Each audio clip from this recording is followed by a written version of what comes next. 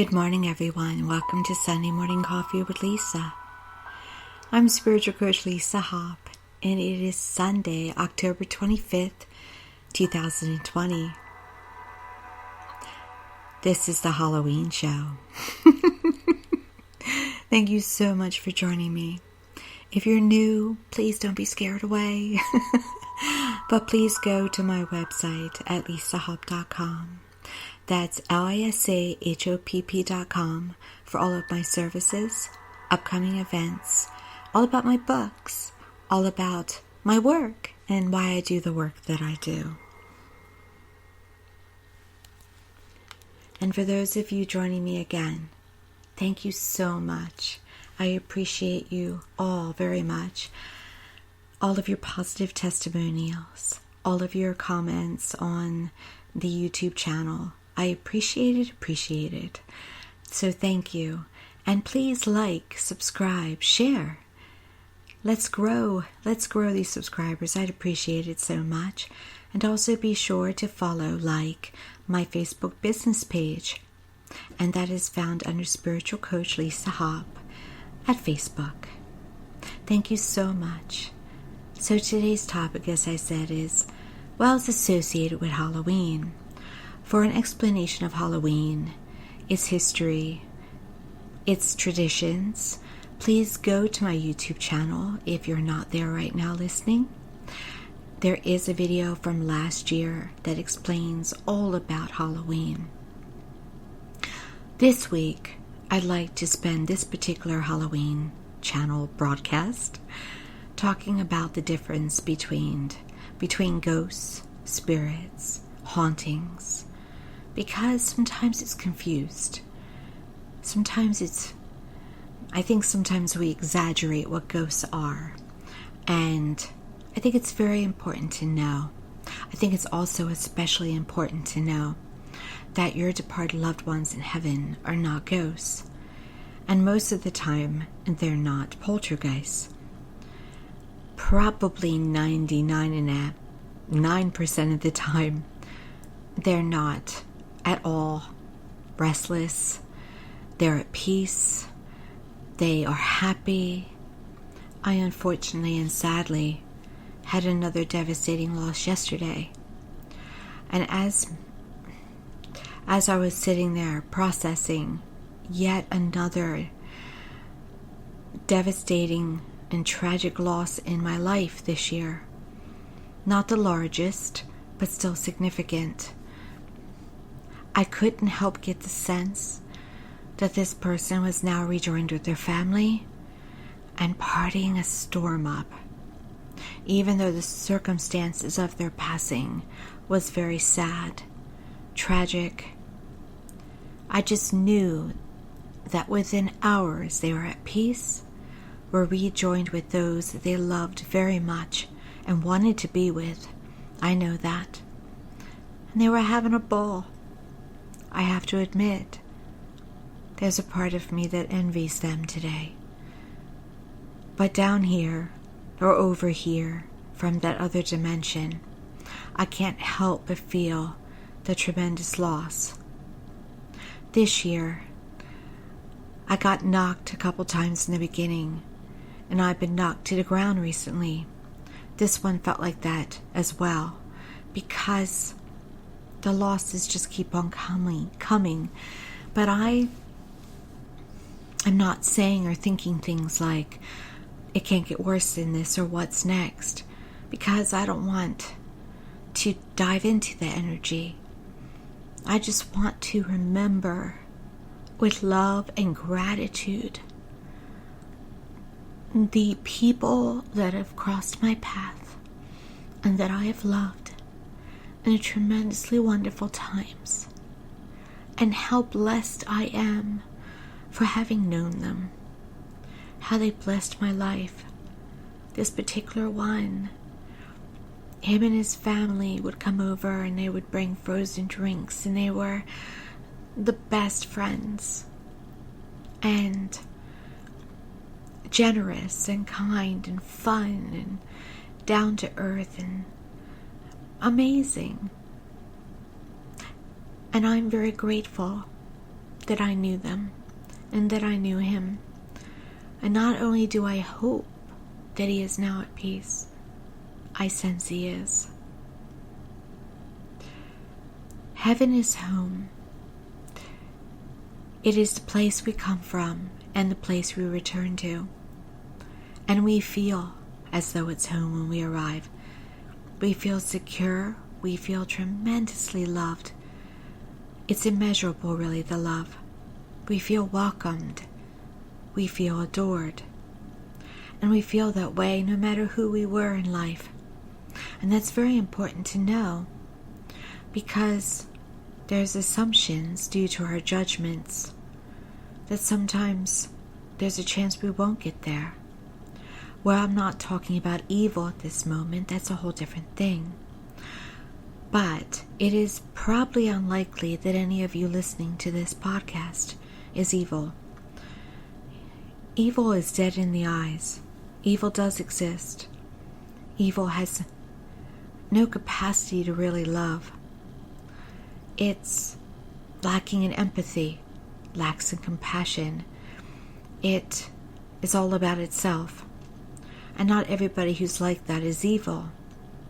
But evil always has an incapability of feeling anything that is genuinely warm, loving, or kind. They're just a mess. And they're in positions of power, and some of them are not in positions of power. But if you ever want to know how to recognize evil, look in their eyes. If there is no light, if it is vacant, it's evil. If it's even dark, it's evil. And you can always recognize it. Now on to our topic. When those pass, when our loved ones pass, when a soul passes to heaven, it gets a review pretty quickly, probably within seconds, reunites with its loved ones, oftentimes reunites with at least some of their loved ones before even they get the review. Their angels, perhaps a Jesus or a Mary, or some other figure that they were really hoping to meet up with. And they were well taken care of. Yes, often there is healing to take place, because sometimes we hold on to things here. A lot of anger, a lot of grudges. Perhaps we feel pain from an act that we did, whether it's our own passing or the passing of somebody else. Perhaps we're not even sure we believe in heaven when we arrive. So all of that has to be healed when we get there. And a lot of the time it's healed in very good order, in very quick order. Yes, sometimes it's carried forward for a while, the remorse. But usually remorse is connected to somebody here, such as a child or a grandchild or a best friend or an associate or an employee. So those in heaven set about knowing that if they set about helping us, then they can help to heal their wrong, the wrong that they feel they played a part in. So many times our best helpers here are those that wronged us the most. The ones that are around us the most are those that wronged us the most, because they want to be forgiven and they want to be able to enjoy heaven knowing that they've done all that they can to rectify their actions and their experiences on earth. Now many may know that as purgatory, but you're still in heaven and you're still in immeasurable love. I was taught, being a Catholic girl, as I remember being taught, that purgatory was kind of the place where you have to clean up your act before you can fully go into the gates of heaven. And sometimes people hang out there for a while. But it's very important to understand that while there is some truth to that, the truth is that you're not being separated from heaven when you pass. You are in this immeasurable place of great love in a place that you know is home. You feel all that wonder. It's just that it has different levels. And so while you may go in at the 4th level, because we're the 3rd, by the way, yes we are, you may go into 4th, once you're really healing up things and letting go of your earthly issues, you get to rise up. You get to rise up to the 5th level or the 6th level or even higher. And so that's what it's all about. It's really about earning your wings more. But also, so important to know that when we arrive in heaven, we're so overwhelmed and moved by the tremendous love that we're given that we want to be worthy of it. We're so grateful. And so from that love, it thrives us. It energizes us. It makes us want to help others, want to serve our departed loved ones and others. So there's a genuine drive, desire to want to do what's best. We're not told you have to or you don't get in. You have to make this right. It's a genuine desire because of that moment when we join heaven and all that is waiting for us there. Now, recently someone asked me, well, what becomes of evil? And I can tell you truthfully that it also goes on to another dimension. But its dimension is not below. It's not lower. I kind of call it, honestly, in my own way, kind of like the north side of heaven. It's another part of another dimension. And those who are evil are taken there by special angels. But the wonderful part of this wonderful, all-powerful, all-source energy that is God, well, that energy never gives up on you. And even evil can have redemption. Even evil can at any time repent. And sometimes it does. So that's important to keep in mind. I tend to feel that it's not necessarily fire or brimstone or demons that are tormenting an evil person that makes them want to remorse. I think it's that separation from God. I think it's that separation from home. It makes you long for it. It makes you want to be accepted. I think it's possible that that's exactly what happens. So when you go to a haunted house, when you hold a seance, when you hear noises around your home, what and who is that?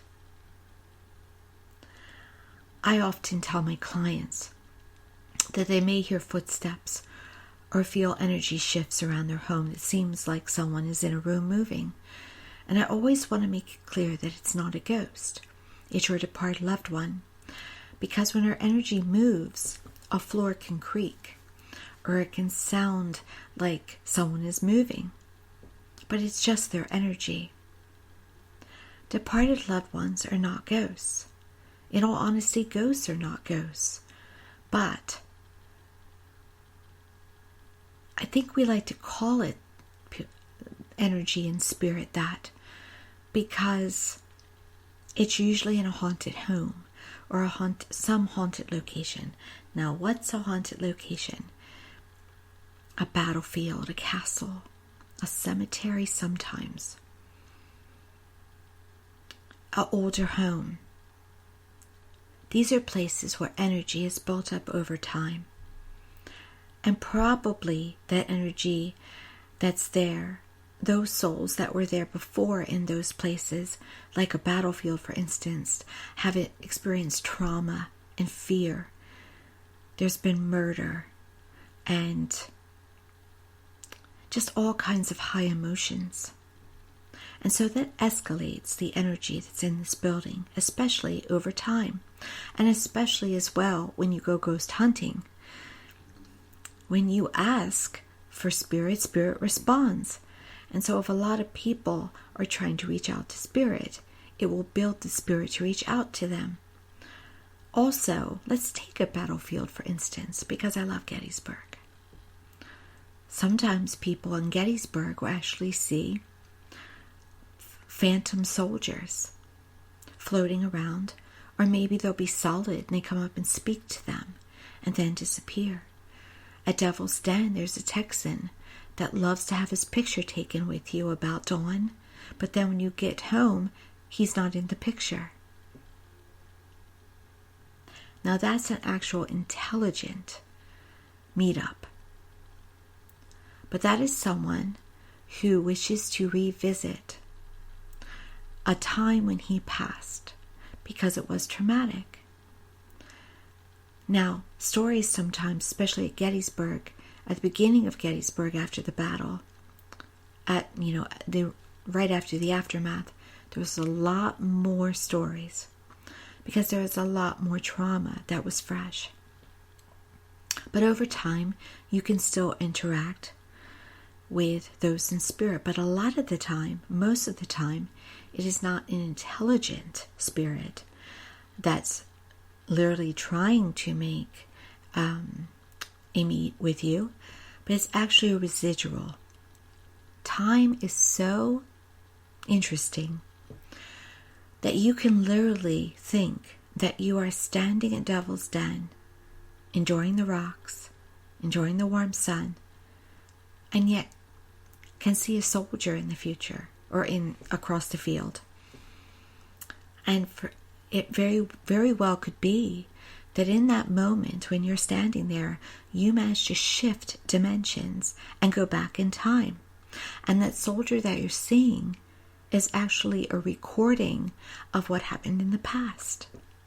Many paranormal sightings are actual residual. They're replays of the past, and you just happen to be catching them.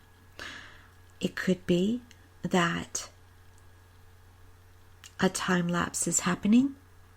It could be they've come back just to relive a memory, and you're catching it.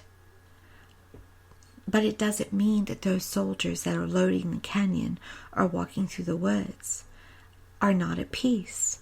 It just means that it was such an impactful time to them at the moment of their passing. Because of all the high emotions, they come back and relive it. Perhaps they relive it like your departed loved ones, on anniversaries, on birthdays. Because all of your departed loved ones come to visit on your birthday and on their birthday, and at the holidays, and at the day that they passed. They don't even come back on the day. They'll come back like 3 days before and stay a few days after. So it's not surprising to know that a soldier who was fighting a battle, and it was a very impactful battle, is going to come back and relive it. But as I said, it's also possible that you just happen to be experiencing a time lapse and are seeing a battle or a moment play out that would play out whether you're there or not. So many times it's just time reversing, playing its recording of time, and you just happen to be a witness. It's when they touch your hair, when they talk to you, when they say they'll take your picture. Those are the intelligent, what we like to call in quotes, hauntings. But still, it doesn't mean that that spirit is not at peace or that they're truly a ghost. It just means that at that moment, they're sharing a moment with you where they were at the last place they were alive, and you happen to be there as well. Now, yes, there are tortured people, tortured souls. They're the poltergeists that smash things, that aren't happy. But that is never really ever forever. Imagine if you're in this place of pure love, or it's there for you. Eventually someone can guide you to it, or you'll be guided there yourself. But sometimes when we're remodeling a house, or we're a negative person, Spirit wants to know that they don't want us there. Maybe it was their home. Maybe it was their shop. Maybe they're not happy. So that's when activity might act up. And maybe you would want to consider them a ghost, if you want. But truly your departed loved ones are never ghosts, And most of the time what you think are ghosts are not ghosts at all either. So what happens at Halloween? Well, why Halloween is my favorite holiday. Oh my goodness, do I love it. It's my Christmas, truly. It's because it is a very special energy time. It is the fall equinox time, when the veil between us and the other dimension thins. Because usually we're thick and they're thin, and we have to thin ourselves out a bit to experience heaven, which is why meditation is so important. Because in meditation, you can thin the veil, or even centering yourself in the moment. So during Halloween time, the veil thins naturally. You don't have to force it. So it's woo, all that other dimension comes around us. It also, I think, is a wonderful time because you go from very hot weather to cooler weather. The leaves change. There's a different feeling in the air. It's warmer, it's cozier, along with that thin veil. So it's a shift in the air. It's a shift in energy. And it's a time when our loved ones will be more around us because they're able to be more around us. And perhaps as well, they may have loved Halloween as well. So they come around us and they will try to show themselves. So it's a wonderful time. It's a wonderful time of dressing up and eating candy and bobbing for apples and bonfires. But it's also a wonderful time because if you're missing your loved one, the veil is thinned. And if you talk to them, they will try to answer you. Now, should you ever use a seance or a Ouija board to contact your loved ones? Well, no. Because Ouija boards and seances tend to attract lower energy. That energy that still hasn't fully transitioned to heaven or still wants to be more earthbound. When Charles Manson first passed, he chose to be earthbound, and he may still very well be earthbound a bit. It is because he's evil, and he's not ready to go where he might have to go, at least at the time of his passing. So earthbound spirit, not ghost, but earthbound spirit tends to be more playful, tends to want to scare you a little bit more because they're more still of earth rather than the highest energy of heaven. They are not your departed loved ones. Not to say that perhaps you might get a message from your departed loved ones, but most of the time it's not going to be a departed loved one that just goes to heaven once they pass and is enjoying that freedom and that peace. These are people, these are spirits, these are perhaps even evil that wishes to be around earth, that wishes to play games, that wishes to test you, that loves scaring you, as I said. So you don't want to play with that because that's where poltergeist activity can start to occur. That's when scary things can happen. So you don't need a seance, and you shouldn't do a seance or a Ouija board to connect to one you love. You connect with one you love by centering yourself, by meditation, by being alert, not looking for, but being alert. What do you see out of the corner of your eyes? Have you heard something? Are there synchronistic signs around you? Those are your departed loved ones. Now, I know some of my peers love to do seances, and I'm sure I would never tell them not to. I just don't think for the average person it's preferred, because you may get what you don't want to ask for, and that's very important.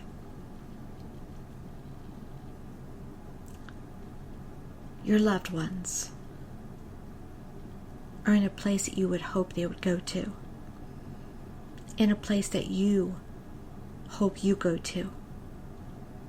And as I said, you probably will. They can touch you and be with you and talk to you all year long. This time of year thins the veil more. that maybe more loved ones are around or more spirits. If you choose. It doesn't mean that Gettysburg is more haunted, because the hauntings of Gettysburg tend to occur more during the time of the battle, because, once again, the residual, the memories, the desire for visitation to the scene. But those in Gettysburg who have departed loved ones, who want to see figures in the cemetery, yes, they can have experiences at this time of year, because the veil is thinned. So you may not perhaps get a whole lot of activity on the battlefield, more so than, say, July, but you can still get activity because the veil is thinned. So I encourage you, at this time of year, the Mexicans, they celebrate 3 days of the Day of the Dead. And what they do is they make an altar, they get out photographs and favorite food. They celebrate the lives of their loved ones. I love that. I actually do that. I have a virtual celebration and an in-person celebration for the Day of the Dead. Unfortunately, the in-person celebration is sold out, but the virtual one is open. It's a $5 donation. You're welcome to join. And we celebrate your loved ones. We eat their food. We look at their photographs. We relive their memories. They know that this time of year is for honoring. And it's all about All Souls Day, because All Hallows Eve is on the eve of All Souls Day. So they honor souls. And we should all honor those souls that are no longer with us, because they played a part. They played a purpose. They were our teachers. They were our loved ones. They gave us some of our best memories. Some of them gave us some of our worst memories. But that, once again, is about the lessons and the growth. So I encourage you to celebrate this week, this coming week, and Halloween. Enjoy the s'mores over the bonfire. Social distance. Wear your mask. But enjoy the scary movies. Enjoy the thinning veil. See what you can experience. See what you can feel. See if you can feel a presence around you, especially if it is a departed loved one that you miss and wish would be in touch. Thank you so much for joining me today. I wish you a wonderful day, a wonderful, haunted, inspired, magical week. Please be sure to visit my website at lisahopp.com. That's lisahopp.com for all of my services, all of my upcoming events. And please, again, like and share. And if you're moved to as well, if you'd like me to put even more YouTube videos on, or just want to help me do so, you're welcome to donate. The donation website is paypal.me/Serenity Harbor, and you can put a donation through there. Thank you again for joining me today, and many blessings.